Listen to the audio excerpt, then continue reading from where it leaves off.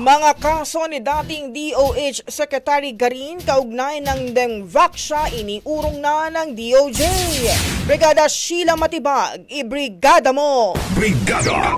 Live report! Winidro na ng Department of Justice o DOJ ang 98 counts of reckless imprudence resulting in homicide na mga kaso laban kay dating Department of Health o DOH Secretary Janet Garin. Ito ay kaugnay ng kontrobersyal na Dengvaxia vaccine. Sa nilagdaang resolusyon ni DOJ Secretary Jesus Crispin Rimulya, nakasaad na ipinag-utos sa Prosecutor General na iurong na ang impormasyon sa Quezon City Regional Trial Court laban kay Garin maging sa mga fellow respondents nito. Sinasabi din dito na napag-alamang ang step-by-step procedure na ginawa ng mga respondents appellants na nagdulot ng pagpapatupad ng programa ay hindi nagpapakita ng inexcusable lack of precaution para maging liable si Garin sa kaso. Samantala, nagtungo naman sa DOJ ang mga pamilya ng biktima maging ang mga opisyal ng Volunteers Against Crime and Corruption para ipanawagang baliktarin ang desisyon ni Rimulya.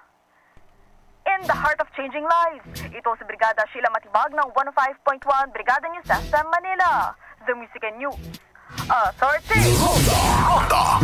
Ang bahaging ito ay hatid sa atin ng Power Cells Herbal Capsule. Tuldukan ang sakit dahil ikaw ang sandigan.